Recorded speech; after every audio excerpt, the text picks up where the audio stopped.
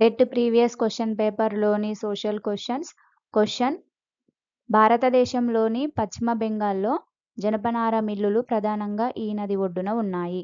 Answer Hooghly నది. పశ్చిమ బెంగాల్లో జనపనార మిల్లులు హుగ్లీ నది ఒడ్డున ఉన్నాయి. నెక్స్ట్ క్వశ్చన్, 2 లేదా అంతకంటే ఎక్కువ దేశాల మధ్య వాణిజ్యాన్ని వివరించడానికి ఈ క్రింది వాటిలో దేనిని ఉపయోగిస్తారు? ఆన్సర్ అంతర్జాతీయ వాణిజ్యం.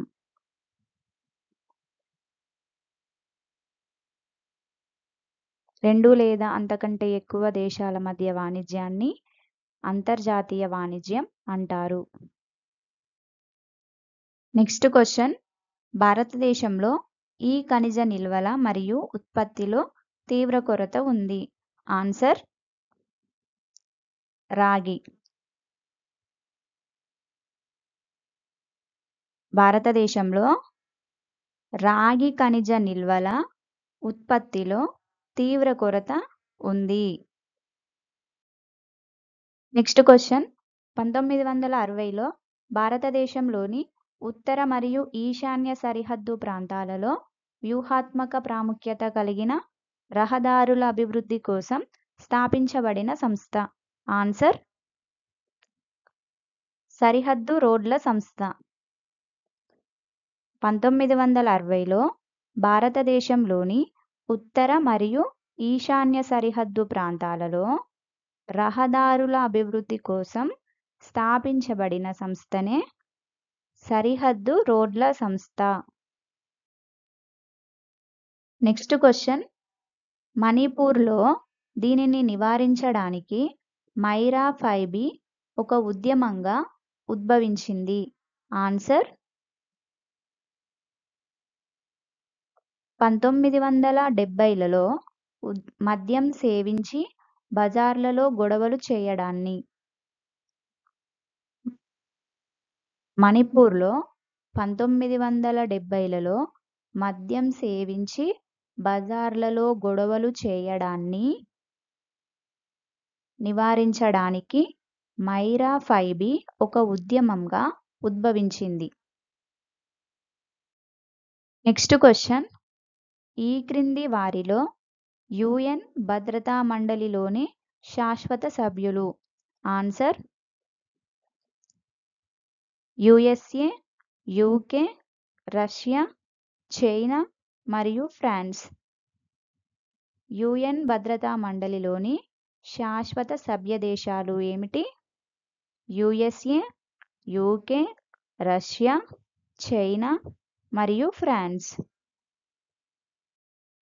నెక్స్ట్ క్వశ్చన్, 1992లో ఈ సంస్థ ఒత్తిడి కారణంగా భారతదేశం సరళీకరణ ఆర్థిక విధానాన్ని అవలంబించింది. ఆన్సర్ అంతర్జాతీయ ద్రవ్యనిధి. అంతర్జాతీయ ద్రవ్యనిధి సంస్థ ఒత్తిడి కారణంగా 1992లో భారతదేశం సరళీకరణ ఆర్థిక విధానాన్ని అవలంబించింది.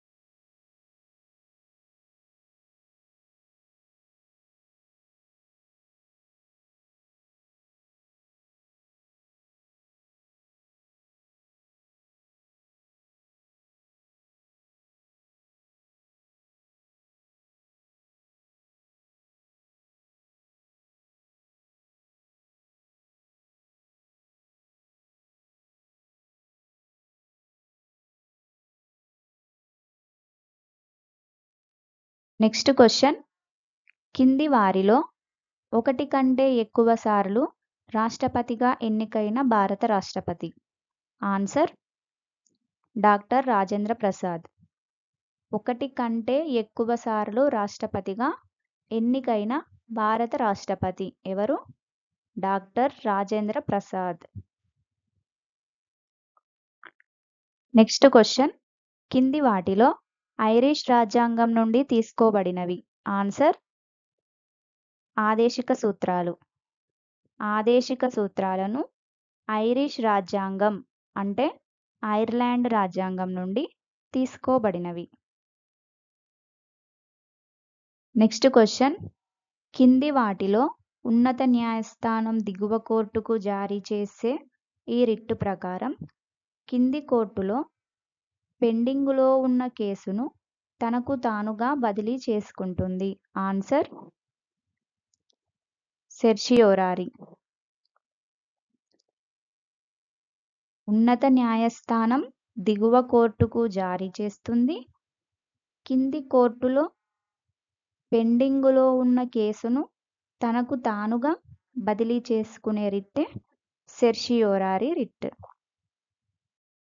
నెక్స్ట్ క్వశ్చన్, ఈ దేశాలను ఐక్యరాజ్య సమితి యొక్క అసలైన సభ్య దేశాలుగా పరిగణిస్తారు? ఆన్సర్ జూన్ 25, 1945న శాన్ ఫ్రాన్సిస్కో సమావేశంలో యుఎన్ చార్టు పైన సంతకం చేసిన దేశాలు. జూన్ 25, 1945న శాన్ ఫ్రాన్సిస్కో సమావేశంలో యుఎన్ చార్టుపై సంతకం చేసిన దేశాలను ఐక్యరాజ్య సమితి అసలైన సభ్య దేశాలుగా పరిగణిస్తుంది. నెక్స్ట్ క్వశ్చన్, భారత రాజ్యాంగంలోని ఆర్టికల్ 248 ప్రకారం ఈ అంశాలపైన చట్టాలు చేసే అధికారం కేంద్ర ప్రభుత్వానికి ఉంది? ఆన్సర్ అవశేష అంశాలు. ఆర్టికల్ 248 ప్రకారం కేంద్ర ప్రభుత్వానికి అవశేష అంశాలపైన చట్టాలు చేసే అధికారం ఉంటుంది. నెక్స్ట్ క్వశ్చన్, గ్రీన్ పీస్ ఉద్యమం దీనిపై పలు దేశాలలో ఉద్యమం చేపట్టింది?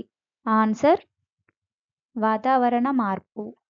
వాతావరణ మార్పుపై గ్రీన్ పీస్ ఉద్యమం పలు దేశాలలో ఉద్యమం చేపట్టింది. నెక్స్ట్ క్వశ్చన్, ఈ యుద్ధంలో యుఎస్ఏ నాపామ్ బాంబులతో సహా రసాయన ఆయుధాలను కనిపెట్టి ఉపయోగించింది? ఆన్సర్ వియత్నాం యుద్ధం. వియత్నాం యుద్ధంలో యుఎస్ఏ నాపామ్ బాంబులతో సహా రసాయన ఆయుధాలను కనిపెట్టి మరియు ఉపయోగించింది. నెక్స్ట్ క్వశ్చన్, 1972లో జుల్ఫికర్ ఆలీ భుట్టో మరియు ఇందిరాగాంధీల నాయకత్వంలో ఈ ఒప్పందంపై భారతదేశం మరియు పాకిస్తాన్లు సంతకం చేశాయి? ఆన్సర్ సిమ్లా ఒప్పందం. 1972లో జుల్ఫికర్ ఆలీ భుట్టో మరియు ఇందిరాగాంధీల నాయకత్వంలో సిమ్లా ఒప్పందంపై భారతదేశం మరియు పాకిస్తాన్ సంతకం చేశాయి. నెక్స్ట్ క్వశ్చన్, భారత రాజ్యాంగంలోని 10వ షెడ్యూల్ దీనిని వివరిస్తుంది? ఆన్సర్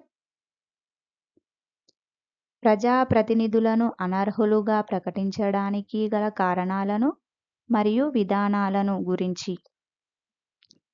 భారత రాజ్యాంగంలోని 10వ షెడ్యూల్ ప్రజాప్రతినిధులను అనర్హులుగా ప్రకటించడానికి గల కారణాలను మరియు విధానాలను గురించి వివరిస్తుంది.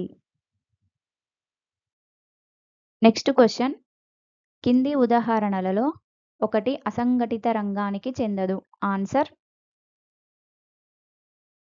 ప్రభుత్వ ఆసుపత్రిలో రోగికి చికిత్స చేస్తున్న వైద్యుడు.